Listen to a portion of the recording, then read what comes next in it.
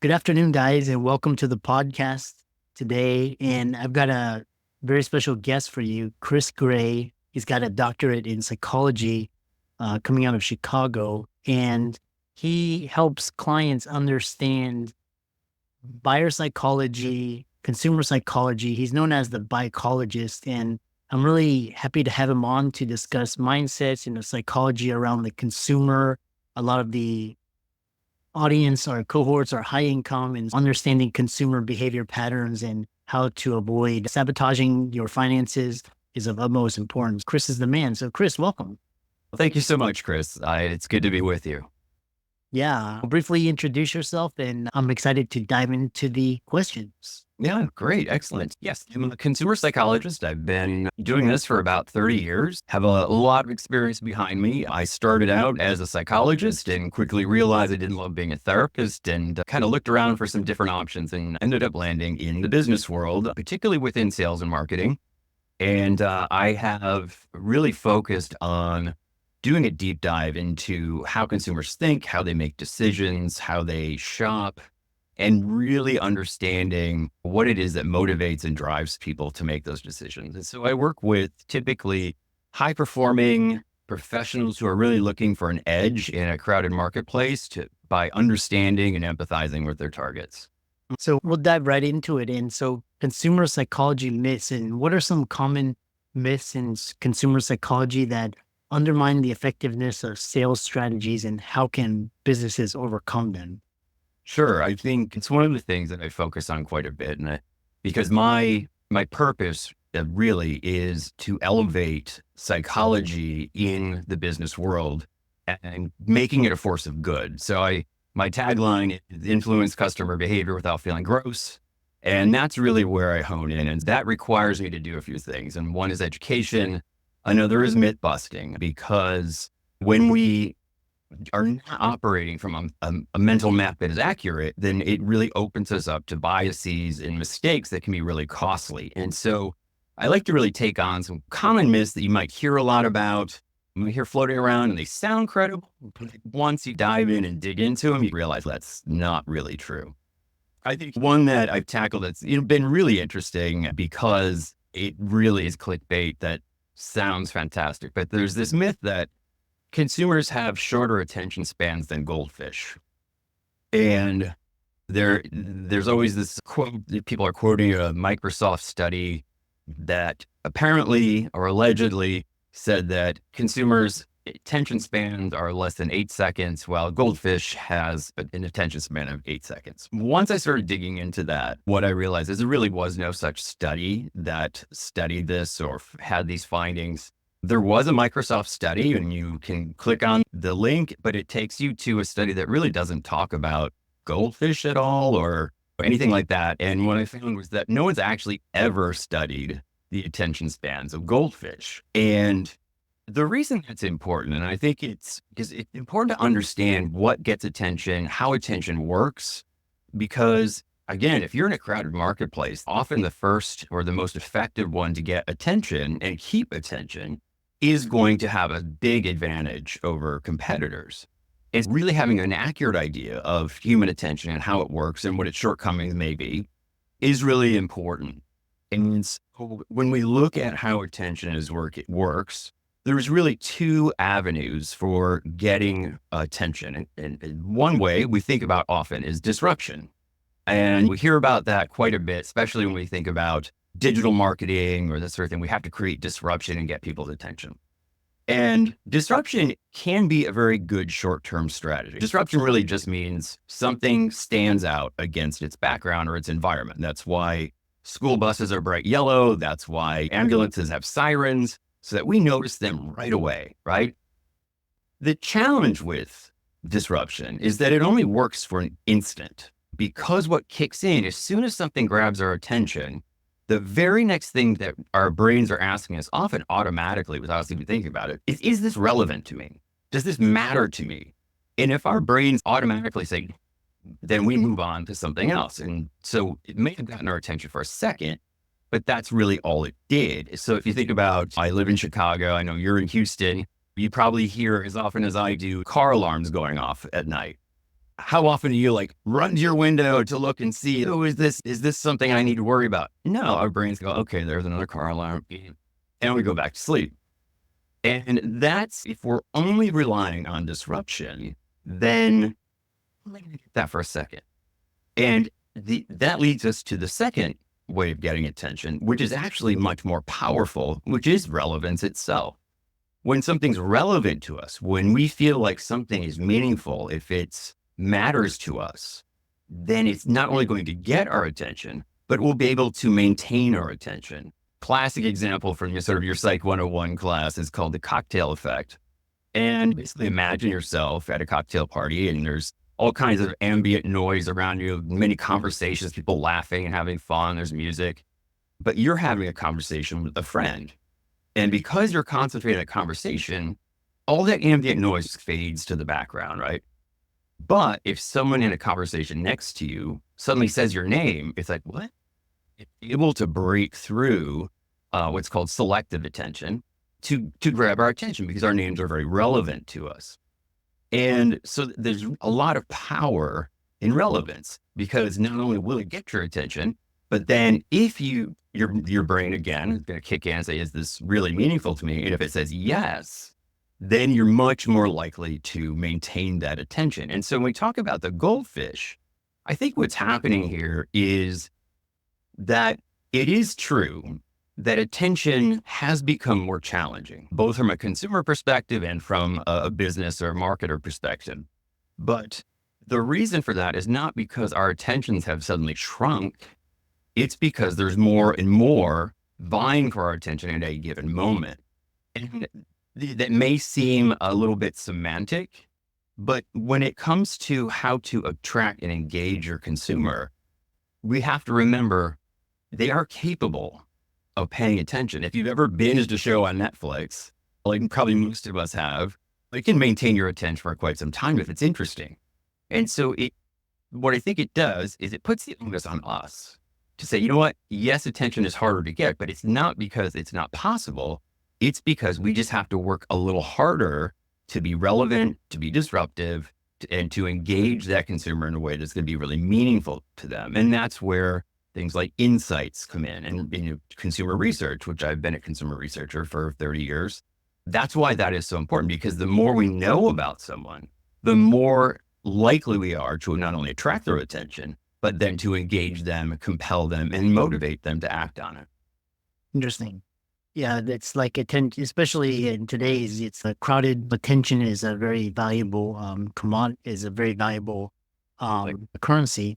I think Gary Vee, he wrote a book about using attention, the currency of attention to build traction. That's very interesting. For example, buyer psychology, I always love to relate it to the audience, and buyer psychology and a lot of, you talk about coercion and tricks and what are some red flags or things like coercive, high pressure selling that the audience needs to be aware of so they don't get tricked into high interest products or products they don't need, or just wasting their money on these courses. Talk about that.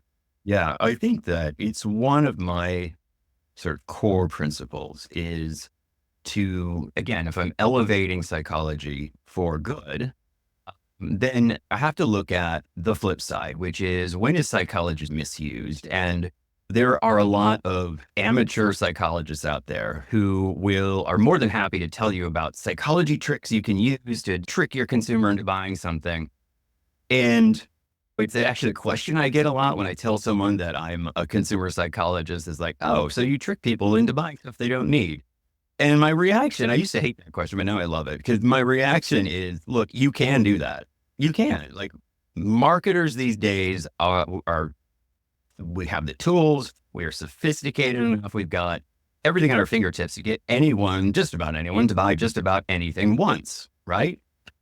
But that is not a sustainable business model, because if someone feels tricked into buying something, think about your own experience. We've all been in a situation where, like you said, a course or whatever, and we're like, oh, that's great. And then we buy it and then we're let down, right? A, you're probably never going to buy from that place again, whether that's online or in store, wherever that may be. And two, when we feel like we've been coerced, the very first reaction, and then if it continues, it becomes frustration, anger, resentment, and then ultimately avoidance. And if that is the reaction people are having to your brand or product or service, then you've got a whole lot of trouble ahead of you, because you're just going to now have to keep suckering people, new people, into buying your product. Meanwhile, the people that did buy it and angry. And so I always talk about, think about this more long term. You want to make customers happy because you want to develop relationships with them. And if you think about the greatest brands on earth, that's what they've done. I'm a big Apple fan, and almost all of my electronics are Apple. But that is because I have what I like to call a resilient relationship with Apple. And Apple has really created and maintained a resilient relationship with its customers. And resilient relationships, what really makes them special is that they are often two-way. So they're listening and innovating along the way. They are looking out for your best interest, or you feel like they're looking out for your best interest, and they're long-term. And most importantly, they are resilient. And so if a brand that you have a resilient relationship with makes a mistake, we all make mistakes. Every brand has made a mistake. Our first reaction is, I'm going to go buy the competitor. Our first reaction is, oh, they screwed up this time, but I trust them to get it right. I trust that the next time they're going to get it right. And I'm going to give them the benefit of the doubt. And that is a much more sustainable model to be successful over time. And it's really important to me. Like I said, it's one of my core principles is like, I don't engage in tricks. I don't engage in coercion. What I try to help my clients do is find wins for themselves, but also for their customers. And that's very possible if you have the right mindset. Yeah, interesting. And especially if somebody feels tricked or duped, that's in healthcare, that's usually, that's your higher risk of getting sued for those types of behaviors and actions. That's really not sustainable, right? Yeah. The red flag that you mentioned this, I think some of the red flags is that when someone uses terms like psychology tricks or psychology hacks, that's really a red flag to look out for, because like I said, I think everyone feels like they know a little bit about psychology, but this is literally one of those situations where a little bit of information can be dangerous. And it can really lead to some costly missteps if you're a business person. Yeah. Moving on, the other you talk about is coercion, empathy. A lot of a really good quote that I heard is people they buy based on emotions and then they rationalize it later with logic.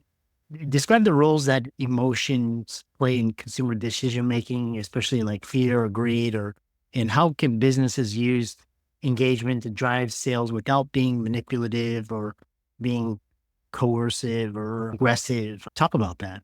Yeah, I think it is very astute of you to bring up the idea that we buy based on emotion, we rationalize afterwards, and that's often very true. In fact, most of the things that we buy, nearly everything we buy, there's an emotional side of that decision. And rational thought is important. We want to make smart decisions, but we have emotional reactions for a reason.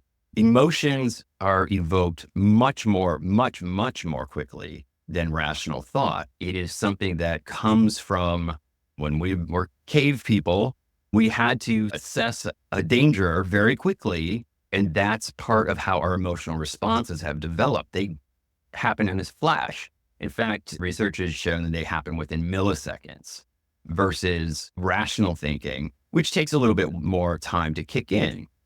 And one of the things in thinking about from a sales standpoint is people are going to have emotional reactions. It is absolutely a given.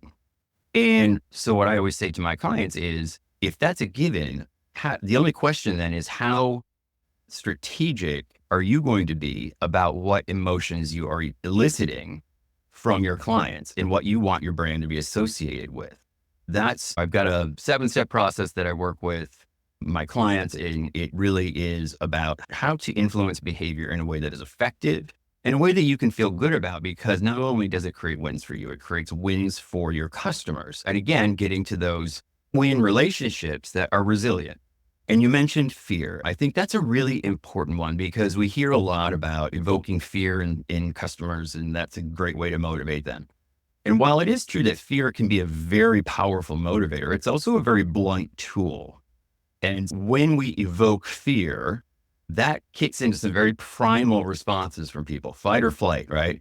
And so while that can get someone's attention very quickly and it can motivate them, how that gets translated into behavior or a decision can vary widely. And so if you plan to use fear, you have to have a strategy and a plan for how do you resolve that fear for them. Because it's really, I always say, it's not necessarily the fear that motivates people, it's the search for security and safety once that fear is evoked. And we think about, there's some very common industries that use fear quite a bit, like insurance companies, right? Or tire company, Goodyear, or that sort of thing.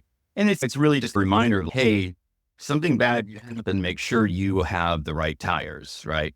And I think in those cases, it makes sense. I think a lot of times, again, this comes back to relying on false information or just a little information when you probably need more. Fear can really backfire. I know one thing that kind of gets evoked a lot is scarcity, right? So there's only so many left, so you better act now. Then in a way, that's evoking a fear of missing out. But I think consumers are onto this now. Like every time I go to buy something, it's, oh, there's only one left. It's, okay, sure. Everything that I click on says that. And so I think you have to be very careful because that can then evoke people not believing you, being skeptical of your claims, and that can translate across your brand and create skepticism for your brand in general. And that's a problem. Regarding impulse buying, how does one as a consumer start to identify like their emotions are gearing up and how to program the rational mind to override those emotions? It's very similar to like situations like road rage or argument or gets out of hand, these types of things. How do you apply your tools and techniques to prevent impulse buying? Yeah. It's interesting. I don't necessarily prevent it per se, but I want it to work for people. We've all been in a situation where we go to a store, plan to buy milk, and we come back with $100 of whatever. And yeah, I've certainly been. And the funny thing is, I know all this stuff and I still fall for it sometimes. But if you make an impulse buy and it's actually something that works for you, that's not necessarily a bad situation. If you want to buy yourself a treat or you want to, I don't know, find a pair of shoes that you love, whatever. If it works out for you, that's not necessarily bad. But it's those impulse buys that we regret later or that are detrimental to our budget or relationships or what have you. That's when it's really a problem. And so one of the things when I talk about it from a consumer standpoint is in psychology, we like to use a term called metacognition. What that really is self-awareness, right? So metacognition is being able to think about how you think and how you make decisions. And so the more self-aware we can be, first of all, take the shame out of it because we all respond to things emotionally. We all have made impulse purchases that we regret. And so it's not a matter of shaming people. It's a matter of saying, let's take a step back. Just think for a moment about what it is we're doing. And does it fit with what we want? Does it fit with our aspirations? Does it fit with our dreams for the future? And if we can say yes, then hey, fantastic. But if we say no, then the next step is, how do I want to respond to this then? Is this what I really want to do? And so sometimes it's not the sexiest answer, but it is something I truly believe in is being able to develop that sense of awareness. And it really sometimes is just a count to three. You see something you just gotta take 3 seconds and just ask yourself, does this fit with my goals in life? Does it fit with what I want to achieve right now? And so and that is something that you can develop. It's like a muscle, being able to take that 3 seconds. And so what happens typically is if you can practice that, then the 3 seconds becomes automatic or it becomes longer. You're able to take 5 seconds and you're able to really let that rational thought kick in. And once that emotion is really gotcha, and that is a really great way to let rational thought take over. Interesting. Final question before we call it a day is what's interesting is my encounters with sales and marketing is that they're very aggressive and pushy. And, a lot of times like you want to talk to them and they're talking at you.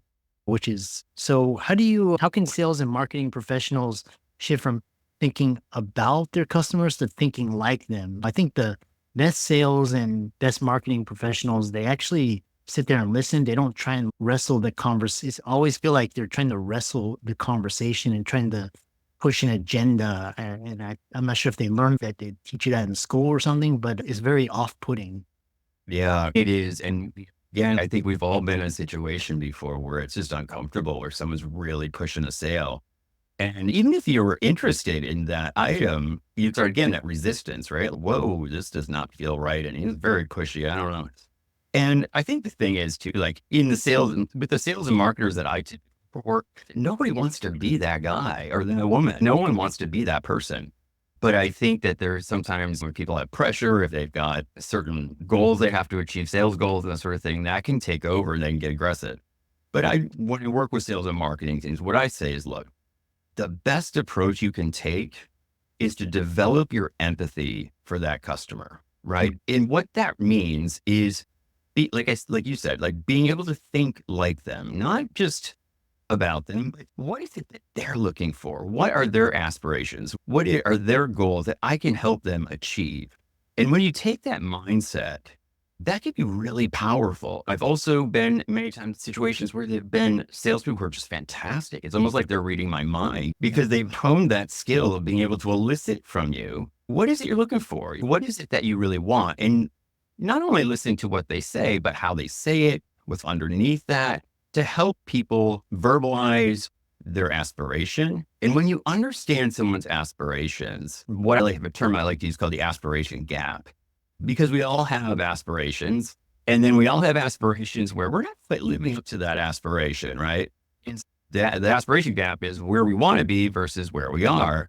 And as a salesperson, if you can find a way to help them bridge that gap, that is very powerful. And people will not only feel comfortable with you and want to buy from you, but they'll walk away from that sale feeling good about the transaction, feeling good about what they just purchased, and knowing that they have someone looking out for them. And that, again, where those kind of resilient relationships start to develop. Because now, if I go back there, who am I going to talk to? I want to go to the person that really helped me achieve my aspiration. And the power of empathy is really huge. Sometimes empathy gets a bad rap because it gets conflated with sympathy. And there are actually two very different things. Sympathy is feeling for someone. I'm so sorry you're upset. Having empathy for someone is feeling with them, understanding things from their perspective. Wow, that must be really hard for you. And so when you're able to get into that empathetic mindset, you're actually setting aside your own perspectives, you're setting aside your own biases, and you're listening from a place of, I want to understand what you're experiencing and what you want in life. And that is a very powerful place to come from as a salesperson. Yeah. How can people find you and follow you and reach out to you and check out the great work that you're doing? Excellent. Thank you for that. Yes. So you can check out my website. It's thebuycolic.com. And I'm actually going to be starting a newsletter in a few weeks. So it hasn't kicked off just yet, but if you go to my website, you'll be able to get some information about it. And if you're someone who is curious about human behavior, you're looking for an edge, in a crowded marketplace, and do so in a way that you can feel good about, I'm going to be providing tips. I'm going to be providing inspiration, research, the latest psychology news, so that you can do that.